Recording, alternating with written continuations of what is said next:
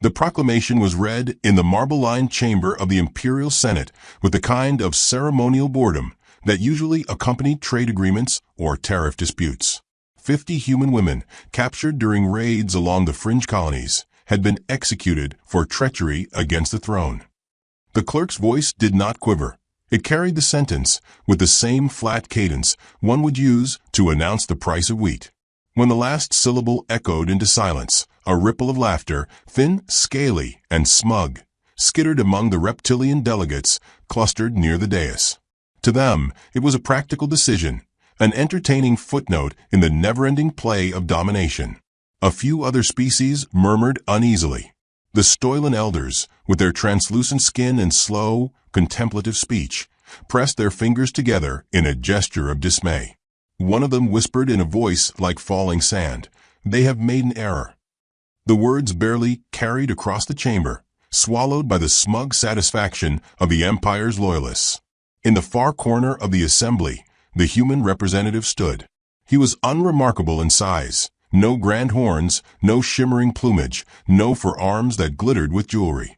Just a man in a plain black suit, the sort that made him look like a visiting accountant rather than an envoy of a species. His hair was neatly parted.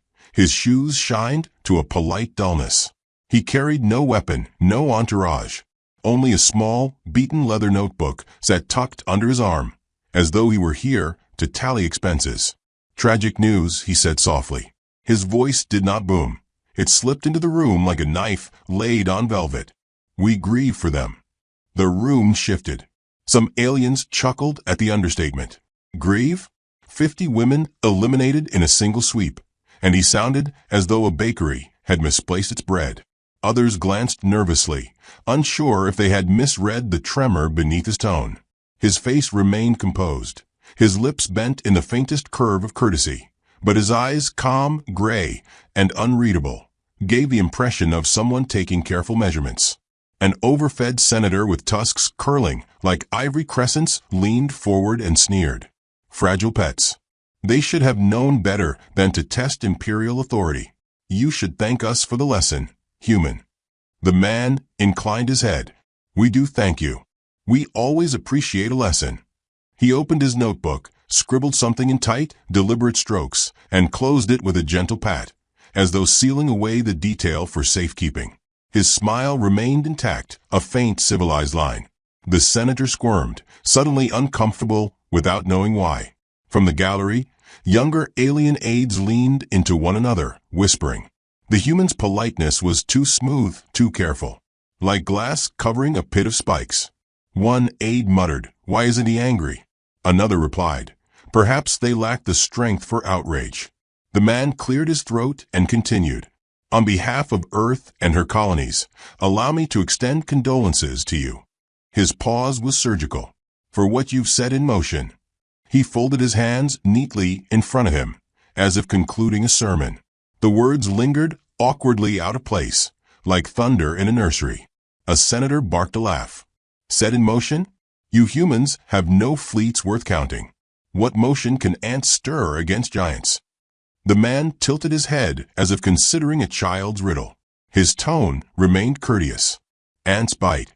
Sometimes they bite hard enough to make giants dance."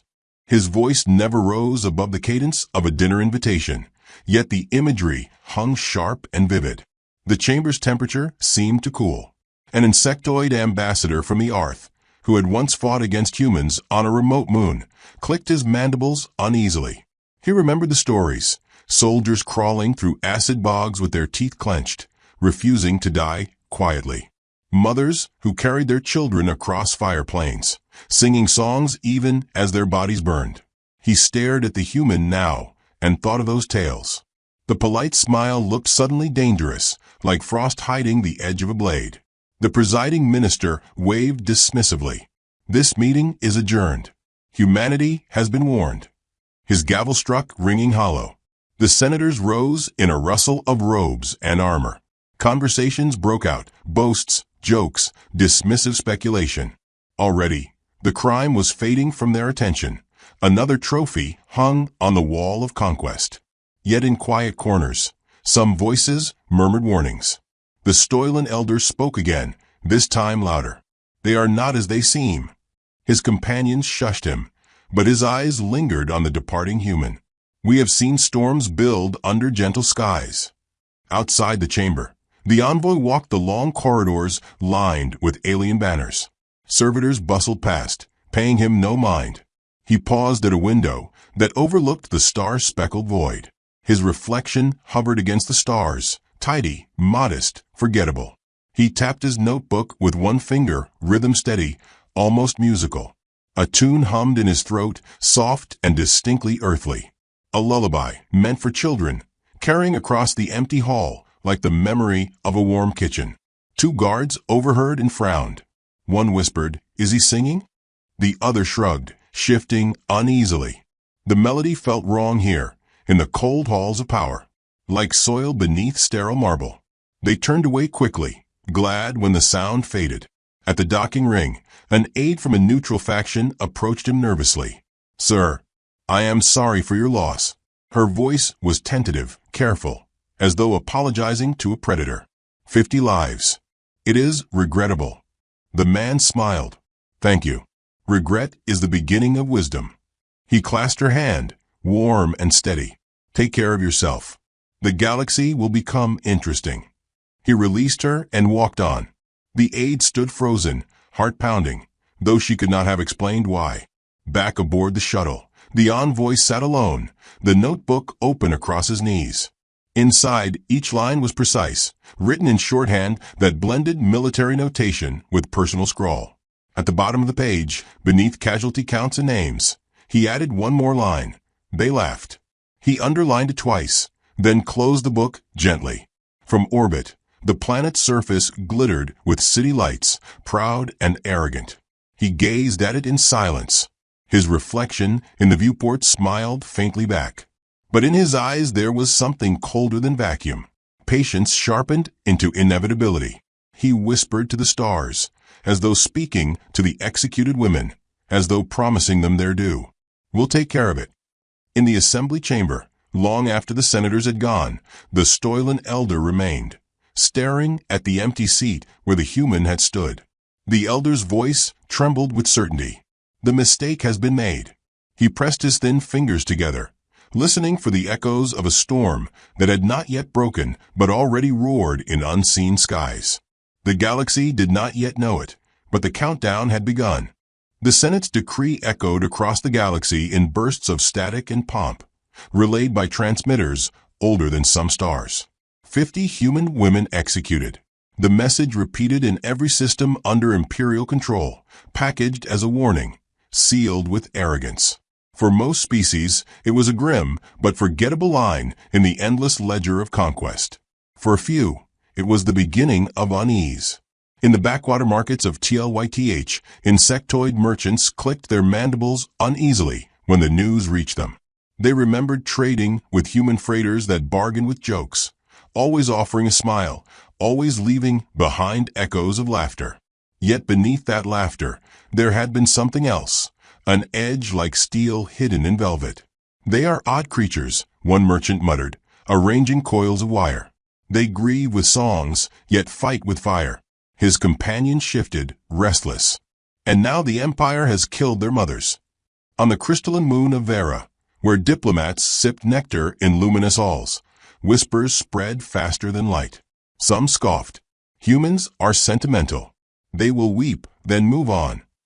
Others shook their heads, recalling scattered legends.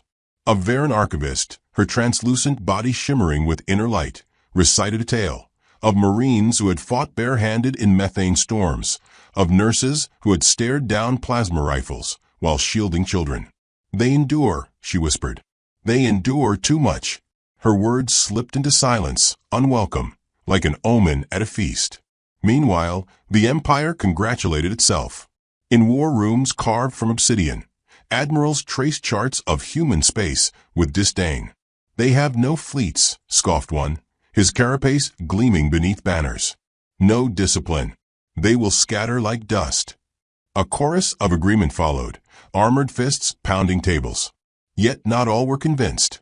An Arth captain, who had once survived a skirmish with human patrols, kept silent. He remembered a voice in the darkness, human soldiers whispering jokes even as their blood spilled, advancing through fire as though pain were a companion. The captain still woke some nights hearing the laughter, too steady, too calm. On a neutral station orbiting a cold star, the human envoy extended invitations. A dinner, polite and simple. The gesture baffled the alien envoys, who hosted a feast after losing 50 citizens in a massacre, who smiled so warmly while their grief was fresh. Curiosity outweighed caution, and they came. One by one, the delegates arrived, robes brushing metal floors, mandibles clacking nervously, eyes darting with suspicion. The hall was modest, nothing like the Empire's decadent palaces. A long wooden table carved, they realized, from actual earth oak, ran down the center. The air smelled faintly of smoke and bread. Plates were laid with care. At the head sat the envoy, sleeves rolled back, as though he were a host rather than a statesman. He welcomed each alien with a handshake or bow, his smile gentle, his tone conversational. "Please sit. Try the cornbread. A family recipe." They sat uneasy, the wood creaking beneath bodies unused to such furnishings. The Arth delegate poked at the food with distaste. The Stoilan elder, however, closed his eyes and inhaled the scent, sighing softly. "Strange," he murmured, "to feel warmth at a table when the stars burn cold." The envoy chuckled. "That's humanity for you. We like warmth. We like to eat together, even when things are complicated." His eyes flickered, just for a heartbeat, toward the Imperial observers stationed at the edge of the room. Their armor gleamed. They did not sit. They watched. Dinner began with polite conversation. The envoy asked after Varan poetry, praised Arth engineering, even teased a reptilian senator about his species' inability to digest starch. Laughter rose, hesitant at first, then louder. Jokes flowed, anecdotes tumbled. For a moment, it seemed like any banquet. Aliens eating bread they didn't quite trust, chuckling at idioms they barely understood. Yet, beneath the surface, tension coiled. At last, the Arth delegate leaned forward, mandibles twitching. "You are calm. Too calm. 50 of your kind executed. And you serve us bread." His words clicked sharp as talons. The laughter died. The envoy set down his fork, dabbing politely at his lips with a cloth. "What would you prefer I serve? Rage? Fury? Fire?"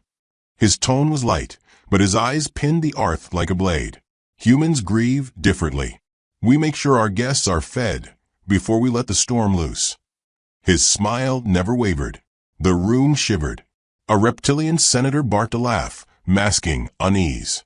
"You bluff. You cannot strike at the Empire." The envoy inclined his head. "Bluffing is for cards. We play baseball. Ever hear of it?" The senator shook his head. "No." The envoy leaned back, smile curling.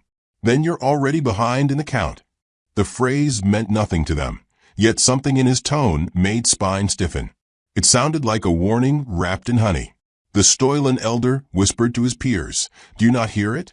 He speaks with knives sheathed in sugar." Reports soon followed the dinner. A supply convoy vanished near the asteroid belts of Charon. An outpost went dark, no distress call, only silence. The Empire brushed it off as raiders, pirates, coincidence. But the whispers grew. Traders reported coded broadcasts on human frequencies. Nursery rhymes, American folk songs, whistled into the void. "This land is your land," one channel repeated endlessly, until an entire listening post went mad from a sound. Soldiers joked nervously, calling it harmless. Yet they flinched whenever the melody crept into static. In the Empire's council, an admiral slammed his fist on the table. "They dare mock us with songs?" The chamber laughed, though hollowly. "What is the worst they will do? Throw baseballs at our cruisers." Across the table, the human envoy sat with folded hands, polite as ever. He smiled faintly. "Baseballs can fly faster than you think." His tone was almost apologetic, as though explaining gravity to children. The laughter faltered. Alien societies argued in private. Some urged restraint. "Leave humans alone. They are dangerous." Others demanded suppression. Merchants whispered about vanishing freighters. Priests preached that the execution had cursed the stars. A rumor surfaced that the executed women had sung before dying, sung lullabies that carried across the execution square until soldiers trembled. The rumor spread like fire, unprovable yet unstoppable. In markets and temples, beings repeated the phrase. They sang. Each repetition deepened the unease. The Arth captain, who had once faced human soldiers, found himself cornered in a tavern by colleagues boasting of conquest. He said nothing until they mocked human fragility. Then he spoke, voice low, steady. Fragile? They are glass, yes. But broken glass cuts deeper than steel. His companions fell silent, the laughter soured in their throats. The envoy traveled quietly between stations, always with his notebook, always polite. He carried no guards, no banners, yet rooms fell quiet when he entered. He shook hands, told jokes, offered bread. And everywhere he went, whispers followed. Some called him harmless. Others called him a herald. The Stoilan elders called him inevitable. One evening, aboard a neutral station, an imperial admiral confronted him in a corridor. The admiral loomed, armored, bristling with weapons. Enough games, he snarled. Your species is weak. Your smiles fool no one. The envoy tilted his head, expression thoughtful. If that's true, he said, why are your hands shaking? The admiral glanced down. His claws trembled. Rage surged, but he found no words. The envoy smiled, stepped aside, and continued down the hall, humming softly. The admiral stood frozen, his own breath shallow. By the close of that cycle, the whispers had hardened into warnings. A merchant vessel overheard a human transmission before vanishing. The storm comes. Bring umbrellas. The phrase was nonsense, yet every translator agreed on the words. Umbrellas. Storm.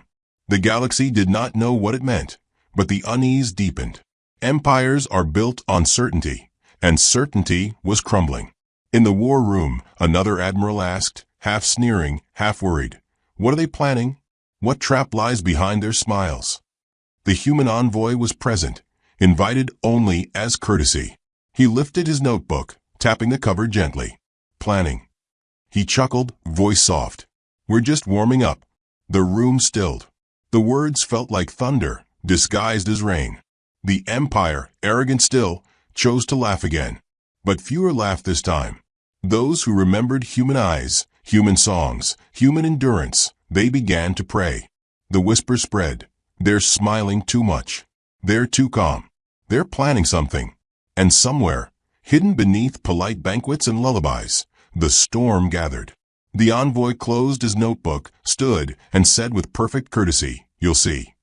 The first true cracks in the Empire's certainty appeared not on a battlefield, but in the silence of its own networks. Fleets moved as scheduled, convoys left their ports, soldiers drilled in formation, and then, without explanation, an entire sector of communications went dark. At first, it seemed like technical failure. Engineers were dispatched, complaints filed.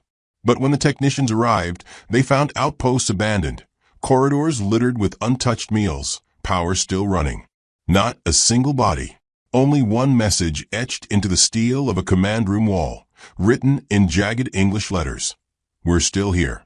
The Empire tried to bury the discovery, but news seeped out.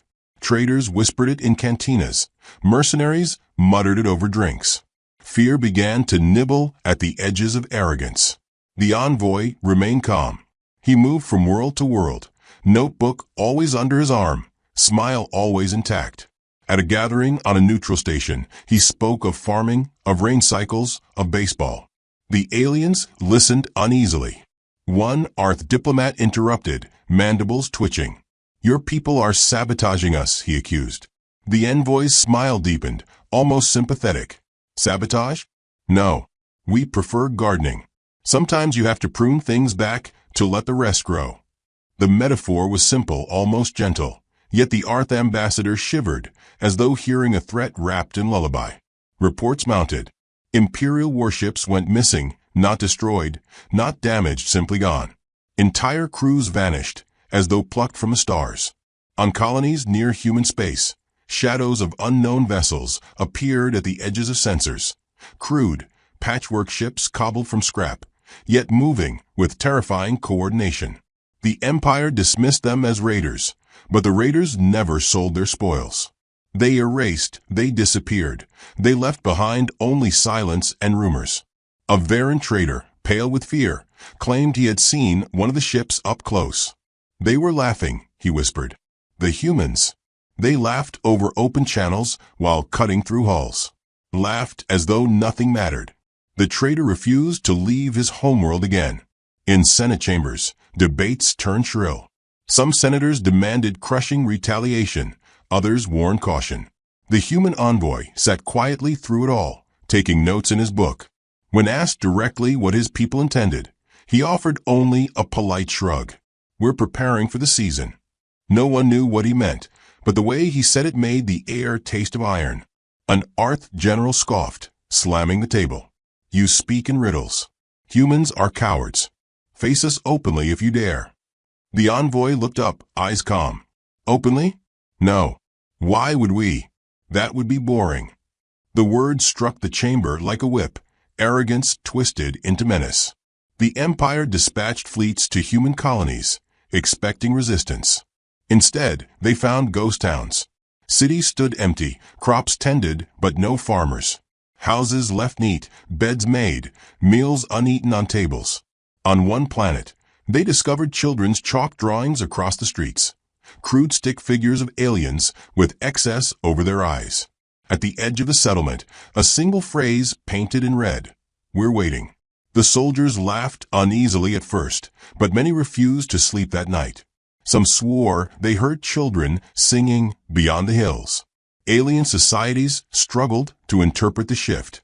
The Stoilan elders urged retreat, insisting that humans had slipped into a mode of war no one understood. They do not fight for conquest, one elder murmured. They fight for memory, for vengeance, for something deeper than our empires can measure. Others dismissed it as superstition. Yet those who had seen human endurance firsthand, those who had witnessed mothers cradle dying children and still find the strength to smile, began to whisper prayers in secret. At a private council, an Arth admiral confronted the envoy directly. Your fleets attack our convoys. Your saboteurs infect our systems. Admit it. The envoy leaned back, crossing his legs neatly. Convoys? Systems? No, Admiral. That wasn't us. He paused, letting the silence stretch like a wire. That was just the warm-up band.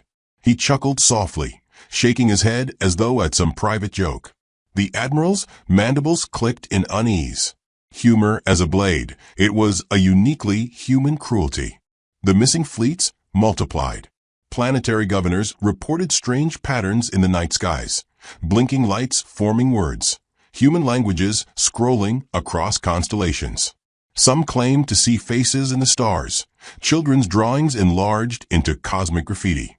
Scientists scoffed, but soldiers whispered that it was real. Fear spread faster than fact.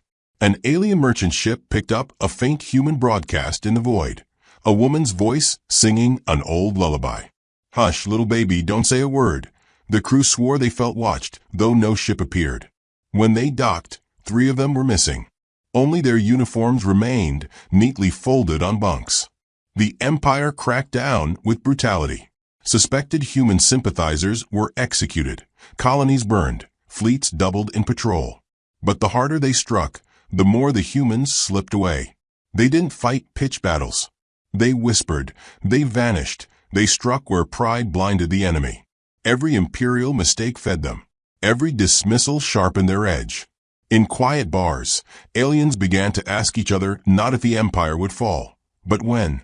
The answers came in nervous laughs, yet the question lingered. The envoy attended every meeting, every banquet, every council.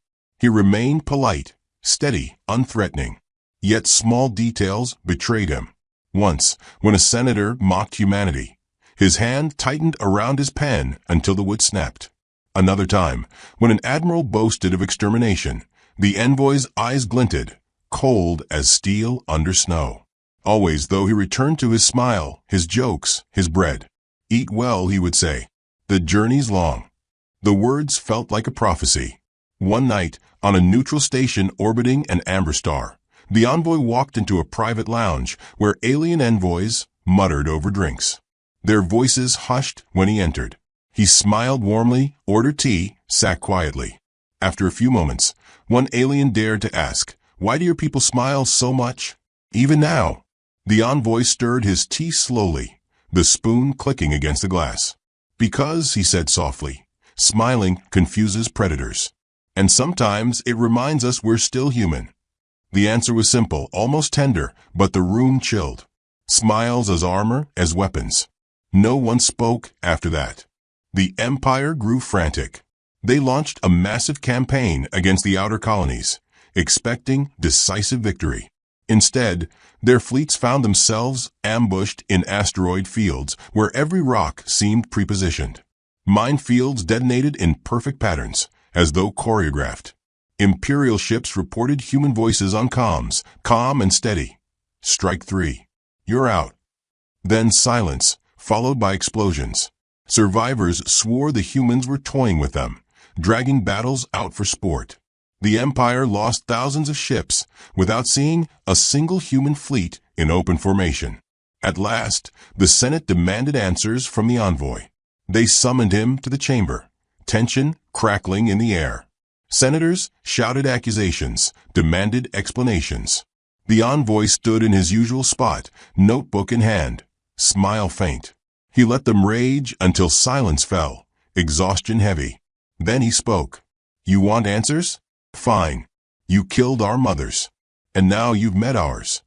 He removed his gloves. His hands were scarred, calloused, marked by years of struggle. He held them up for all to see. "Do you know what a human mother does when threatened? She does not surrender. She does not kneel. She fights until the stars fall dark." His voice never rose, but the chamber shook as if thunder had rolled through it. The Stoilan elder whispered, voice trembling, "The storm has broken." The envoy turned his gaze upon him, and for the first time the smile faded. What replaced it was colder, sharper, inevitable. "No," he said softly. "The storm has just begun." The senators shifted, some pale, some furious, some trembling. The imperial minister slammed his gavel, voice hoarse with fear disguised as authority. "This is madness. Humanity cannot challenge the Empire." The envoy looked at him with steady eyes, scarred hands still raised. "We don't challenge empires. We end them." The chamber fell into silence, so heavy it felt alive. Outside, through the massive windows, the stars burned indifferent. Yet for those present, the galaxy itself seemed to lean closer, waiting for what would come next. The envoy lowered his hands, slid his gloves back on, and closed his notebook with a final deliberate snap. The sound echoed like a gunshot. He smiled once more, courteous, almost kind. "Now," he said, voice smooth as velvet, "shall we continue?" The war began not with the thunder of fleets, but with silence. Imperial armadas moved to the front, their banners glittering, their admirals swollen with pride, and yet the stars yielded nothing. Sensors flickered, coordinates slipped, routes collapsed. The star maps they had trusted for centuries twisted against them. Gates flickered out, hyperspace lanes fractured into dead ends. Entire divisions found themselves stranded in systems without fuel or resupply. They shouted into void comms that no longer answered, and in the static, a faint human voice whispered lullabies. The Empire's generals dismissed it as sabotage, until one by one, their fleets vanished into that silence, swallowed without trace. Then came the first blows. Crude ships, scavenged from a dozen worlds, surged from asteroid belts and nebulae. They were ugly, asymmetrical things, patched with steel plates, and painted with symbols no alien could decipher. Circles, flags, words scrawled in English. The ships carried no sleek design, but they moved like predators, cutting through imperial formations with impossible coordination. From open channels came laughter, whistled tunes, baseball announcers reciting impossible plays. Entire fleets broke before they understood they were outmatched.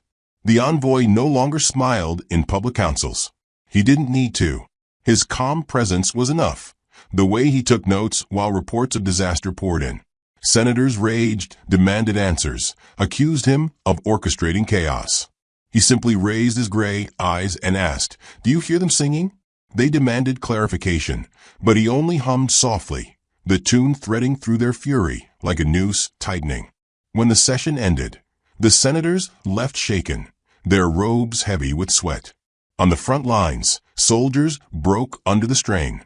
They were used to enemies who fought for land or resources, foes who surrendered once beaten.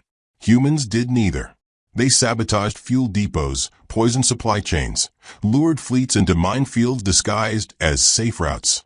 They left messages in places they had no right to be, carved into command decks, scrawled on bulkheads, written across moons visible from orbit.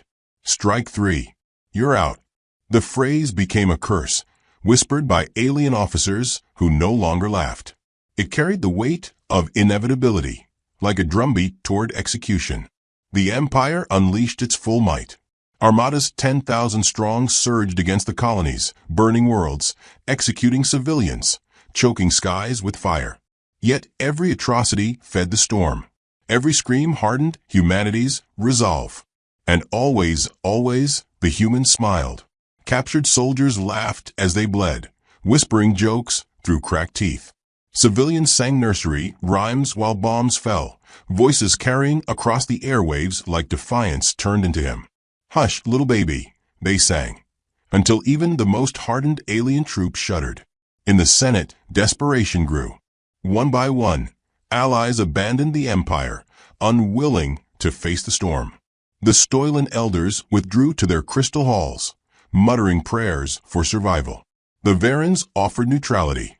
Even the Arth, once loyal dogs of the Empire, began to pull back. The ministers screamed betrayal, but the truth was clear. No one wanted to stand against the smiling species any longer. The tide had turned, and still the envoy waited. He traveled from chamber to chamber, his notebook filling with details. He spoke politely, thanked hosts for meals, shook hands with the courtesy of a priest. But his presence burned like acid. Admirals avoided his gaze. Senators found their words faltering when his eyes met theirs. He no longer needed threats. His silence was worse. The final blow came with perfect cruelty. The Empire's capital world, the jewel of its dominion, bristled with fleets. Defenses unmatched, fortresses carved into moons, armies layered across continents. It was impenetrable, untouchable, the heart of centuries of conquest. And yet, one night, its skies flickered. From orbit, satellites broadcast a single image across every channel. The faces of 50 human women, their eyes calm, their lips curved in faint, knowing smiles. The message beneath read simply, "Thank you for your sacrifice." Panic erupted. Civilians rioted, soldiers trembled. The Empire realized the execution had not been a punishment. It had been bait. The women had gone willingly, their deaths planned, their images turned into rallying fire. They had given themselves as the match. The Empire had struck it, and now the galaxy burned. In the chaos, human fleets revealed themselves at last. Not ragged scavengers, not fragments of rebellion, but an armada hidden in plain sight. Ships black as night, bristling with weapons, each carrying names painted in white. Mother's Wrath, Mercy's End, Home Plate. They emerged from the void like phantoms, surrounding the capital before alarms could sound. Imperial fleets rose to meet them, but morale was already shattered. The battle was a slaughter. Human ships moved with terrifying precision, their fire coordinated by voices calm and steady. Between volleys, soldiers broadcast jokes, baseball commentary, lullabies. They fought as though enjoying a game, as though destruction itself was entertainment. The Empire cracked in hours. The Emperor himself called for parley. He stood in the throne hall, armored in gold, banners streaming, guards bristling with weapons. He demanded to face the human envoy. And so the man came, notebook in hand, steps measured, suit immaculate. He bowed politely, as though greeting an old neighbor, then raised his eyes. The hall trembled with silence. "You defy the Empire," the Emperor thundered. "You bring ruin to all." "Why?" For 50 women? For sentiment. His voice echoed against marble walls, desperate. The envoy tilted his head, studying him like a specimen. Why? His voice was soft, deliberate. Because you thought death would frighten us. You thought execution would end us. You forgot what humans do when we lose family. He stepped forward, gray eyes gleaming with something colder than fury. We don't surrender. We don't beg. We rebuild stronger. We avenge thoroughly. And when we're done, we smile, because you'll never understand it. His tone never rose, but the emperor recoiled as though struck. The guard shifted, unsure, sweat running down scaled brows. The envoy opened his notebook, flipped to the last page. He read aloud names, 50 of them, steady, reverent. When he finished, he closed the book with a snap that echoed like a gunshot. You didn't kill them, he said. You lit the fire they asked us to carry. His smile returned, faint, polite, merciless. So thank you, Your Majesty. You gave us permission. The emperor tried to roar defiance, but his voice cracked. His guards lowered their weapons, unwilling to fight. The envoy turned, walked from the throne hall, leaving silence in his wake. Minutes later, the palace shook. The human fleets opened fire, tearing through defenses, carving the capital into flame. The empire collapsed not with glory, but with whimpers, its arrogance devoured by fire and song. Across the galaxy, alien worlds watched in awe and terror. Some cheered, others prayed. But all understood. The humans had revealed themselves. No longer curious, no longer underestimated. They had shown the truth beneath their smiles. They were apex predators wrapped in courtesy, strategists disguised as comedians, destroyers who offered cookies before they burned empires. And now, no one would forget. The envoy returned to his shuttle, sitting quietly as the flames of the capital painted the sky. He removed his gloves, scarred hands resting on the notebook. He whispered softly, not to the Senate, not to the emperor, but to the stars. Rest well, mothers. We've done what you asked. His eyes closed briefly, as though in prayer. When they opened, the smile returned, faint and steady. Now, he murmured, the real work begins. In the void beyond, human ships formed patterns among the stars, signals broadcast in coded light. To most, it was meaningless. But for those who could read it, one phrase burned clear across the heavens. This was only the beginning.